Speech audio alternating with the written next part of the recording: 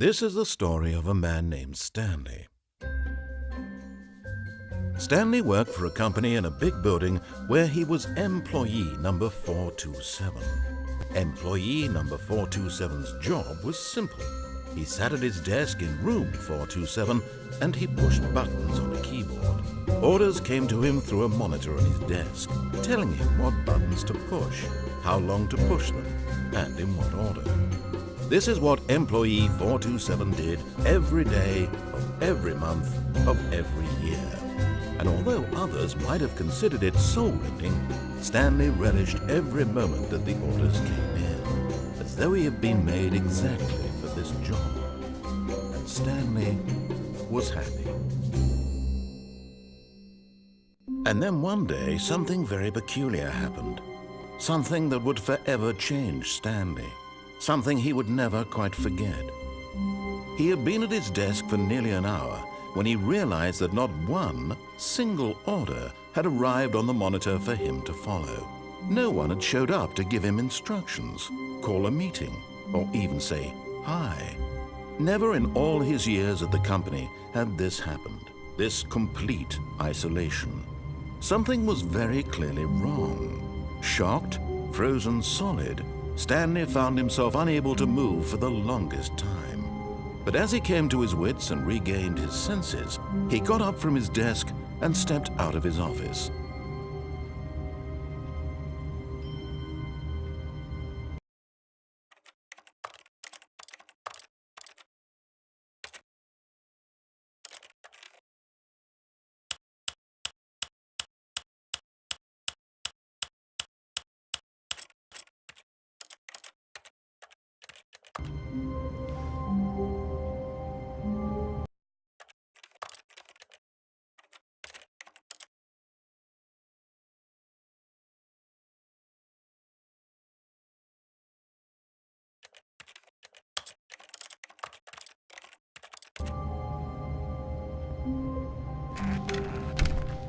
But Stanley simply couldn't handle the pressure. What if he had to make a decision? What if a crucial outcome fell under his responsibility? He had never been trained for that. No. This couldn't go any way except badly. The thing to do now, Stanley thought to himself, is to wait. Nothing will hurt me. Nothing will break me. In here I can be happy forever. I will be happy. Stanley waited. Hours passed, then days. Had years gone by? He no longer had the ability to tell. But the one thing he knew for sure, beyond any doubt, was that if he waited long enough, the answers would come. Eventually, someday, they would arrive. Soon, very soon now, this will end. He will be spoken to. He will be told what to do. Now it's just a little bit closer. Now it's even closer. Here it comes.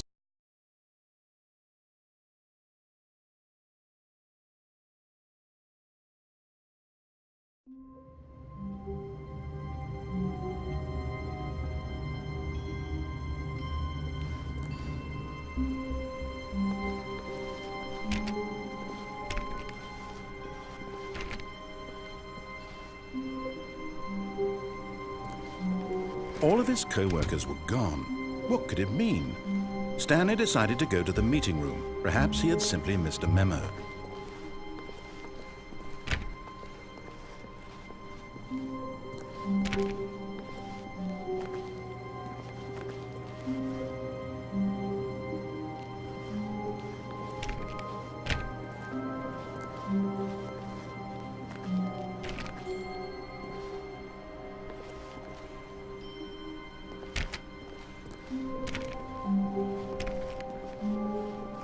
When Stanley came to a set of 2 open doors, he entered the door on his left.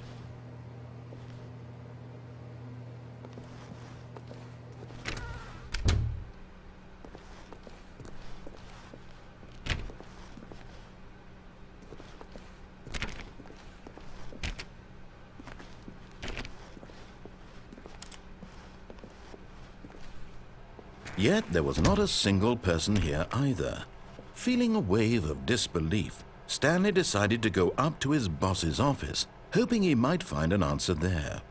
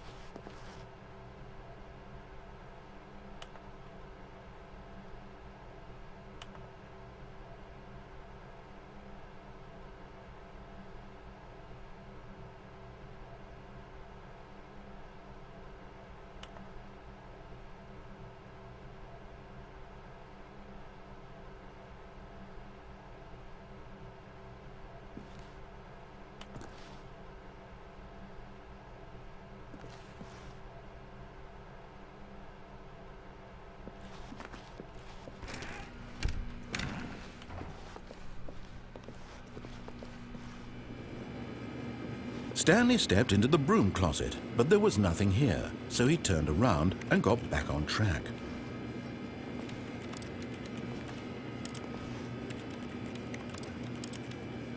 There was nothing here. No choice to make, no path to follow, just an empty broom closet. No reason to still be here.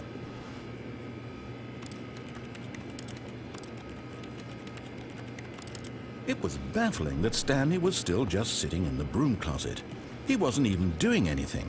At least if there was something to interact with, he'd be justified in some way. As it is, he's literally just standing there doing sweet FA.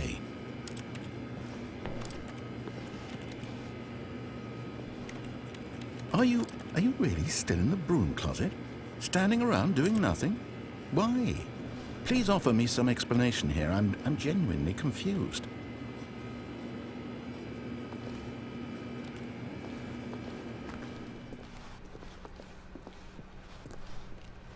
Coming to a staircase, Stanley walked upstairs to his boss's office.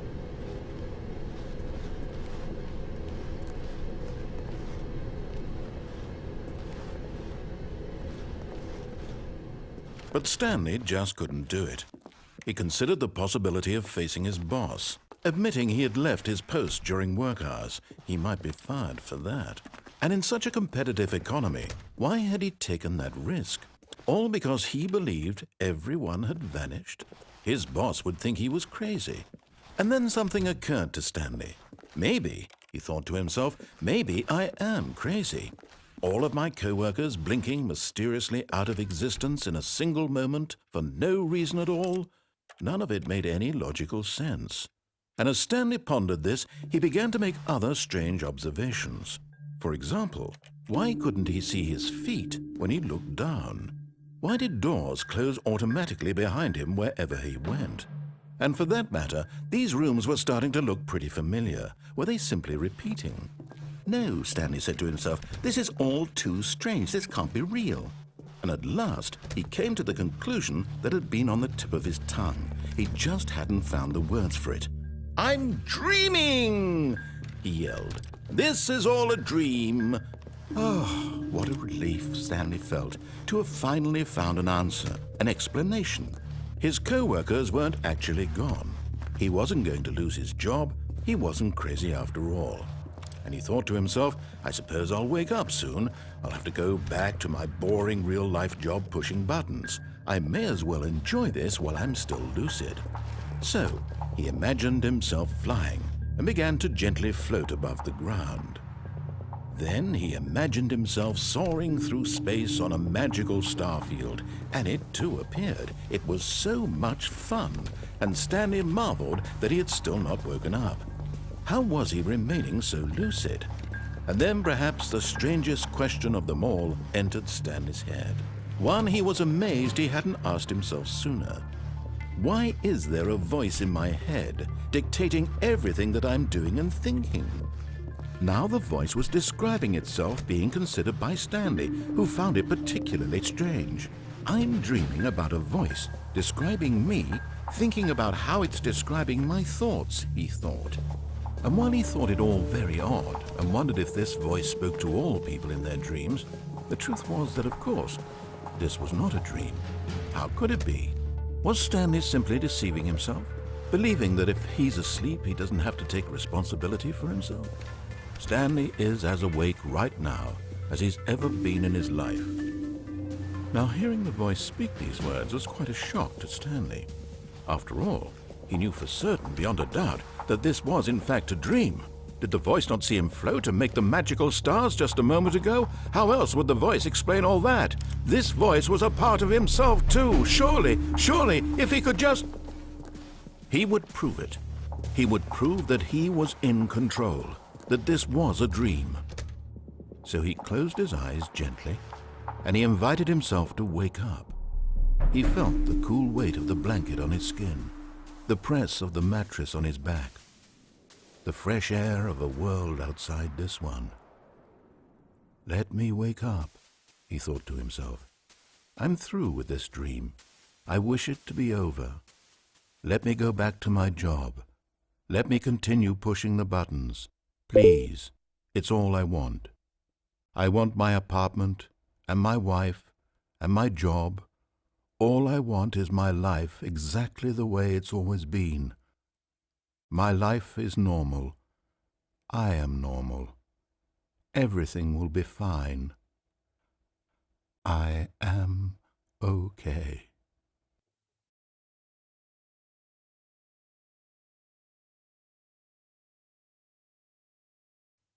Stanley began screaming. Please, someone, wake me up. My name is Stanley. I have a boss. I have an office. I am real. Please, just someone tell me I am real. I must be real. I must be. Can anyone hear my voice? Who am I? Who am I? And everything went black.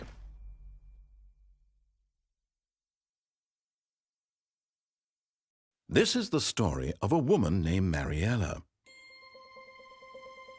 Mariella woke up on a day like any other. She arose, got dressed, gathered her belongings, and walked to her place of work. But on this particular day, her walk was interrupted by the body of a man who had stumbled through town talking and screaming to himself, and then collapsed dead on the sidewalk. And although she would soon turn to go call for an ambulance, for just a few brief moments she considered the strange man. He was obviously crazy. This much she knew. Everyone knows what crazy people look like. And in that moment, she thought to herself how lucky she was to be normal. I am sane. I am in control of my mind. I know what is real and what isn't. It was comforting to think this, and in a certain way, seeing this man made her feel better. But then she remembered the meeting she had scheduled for that day. The very important people whose impressions of her would affect her career, and by extension, the rest of her life. She had no time for this, so it was only a moment that she stood there, staring down at the body.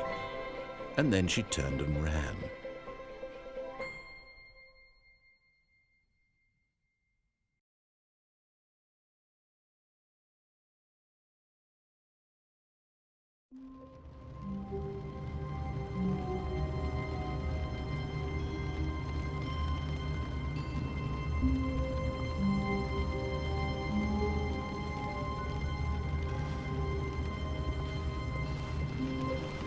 All of his co-workers were gone.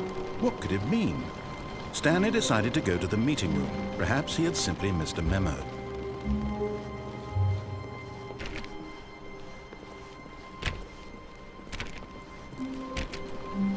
When Stanley came to a set of 2 open doors, he entered the door on his left.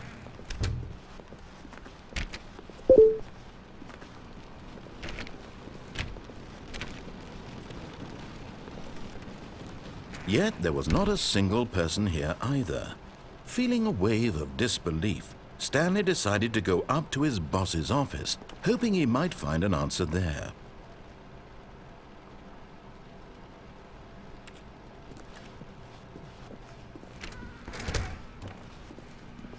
Oh no, no, not again. I won't be part of this. I'm not going to encourage you. I'm not going to say anything at all.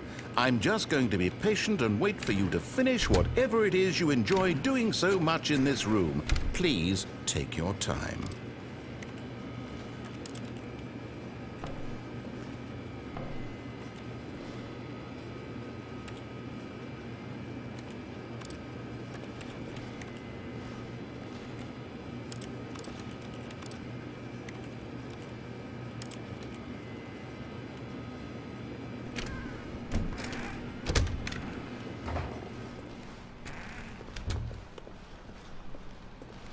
Coming to a staircase, Stanley walked upstairs to his boss's office.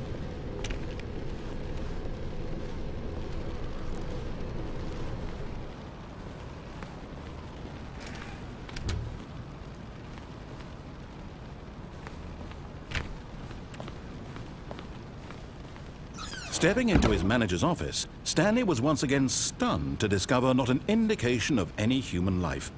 Shocked, unraveled, Stanley wondered in disbelief who orchestrated this. What dark secret was being held from him? What he could not have known was that the keypad behind the boss's desk guarded the terrible truth that his boss had been keeping from him.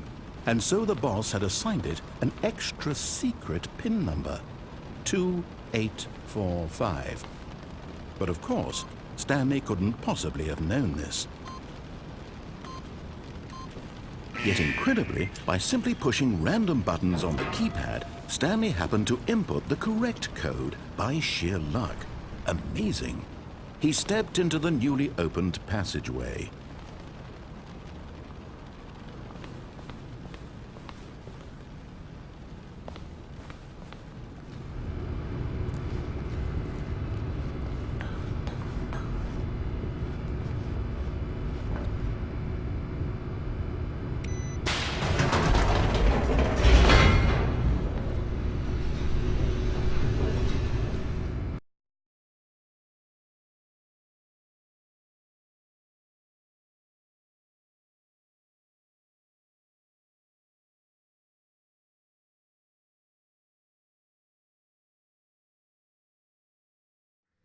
Descending deeper into the building, Stanley realized he felt a bit peculiar. It was a stirring of emotion in his chest, as though he felt more free to think for himself, to question the nature of his job. Why did he feel this now, when for years it had never occurred to him? This question would not go unanswered for long.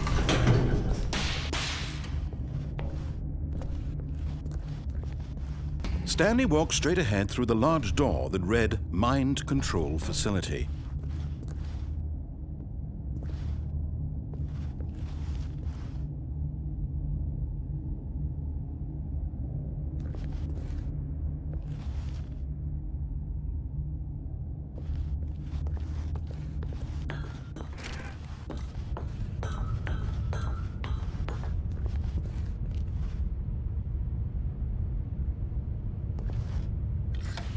The lights rose on an enormous room packed with television screens.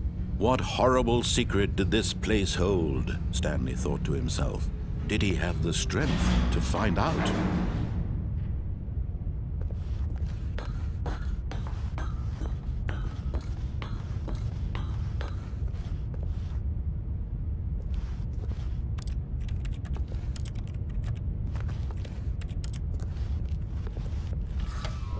Now the monitors jumped to life, their true nature revealed. Each bore the number of an employee in the building, Stanley's co-workers. The lives of so many individuals reduced to images on a screen, and Stanley, one of them, eternally monitored in this place where freedom meant nothing.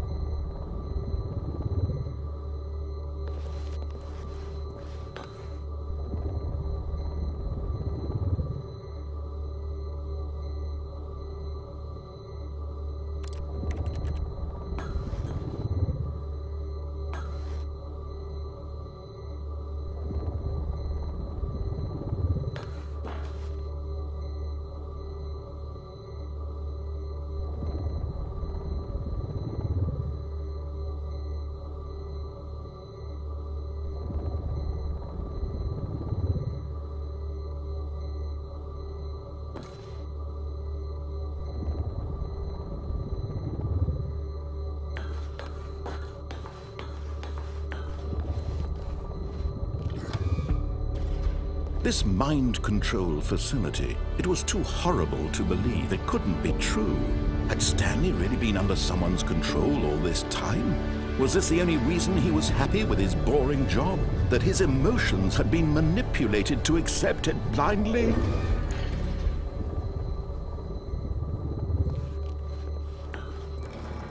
No, he refused to believe it. He couldn't accept it. His own life in someone else's control? Never! It was unthinkable, wasn't it? Was it even possible? Had he truly spent his entire life utterly blind to the world? But here was the proof, the heart of the operation. Controls labeled with emotions, happy or sad or content, walking, eating, working, all of it monitored and commanded from this very place. And as the cold reality of his past began to sink in, Stanley decided that this machinery would never again exert its terrible power over another human life. For he would dismantle the controls once and for all.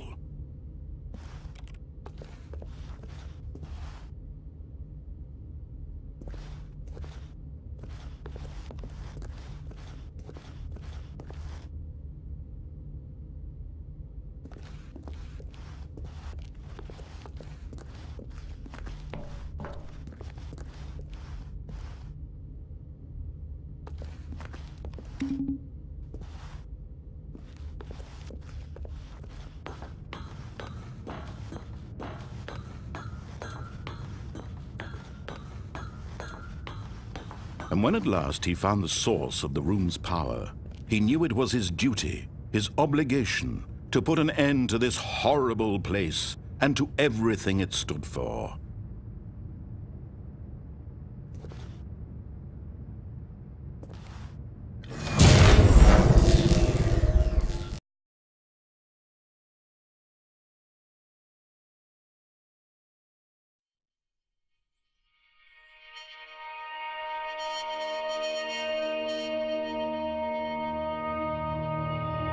Blackness and a rising chill of uncertainty. Was it over?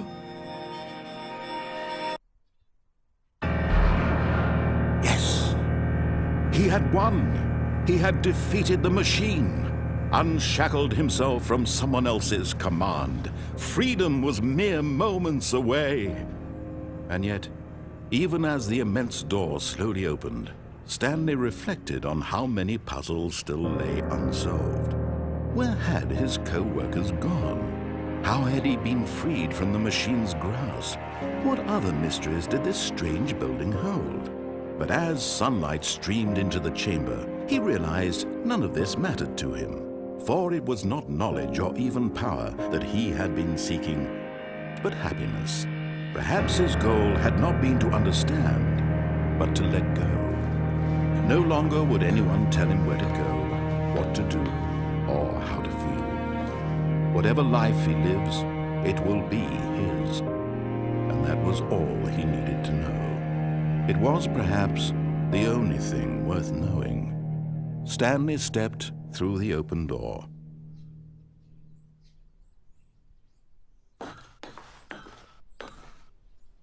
Stanley felt the cool breeze upon his skin.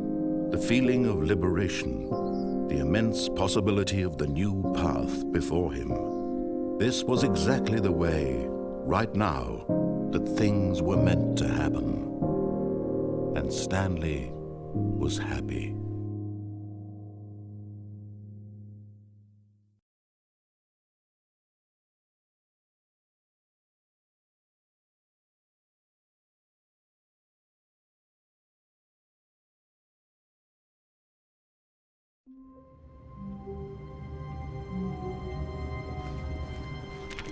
Stanley had never seen the office this brightly lit. Was it a sign of something? He hoped it was. He hoped very much that it was.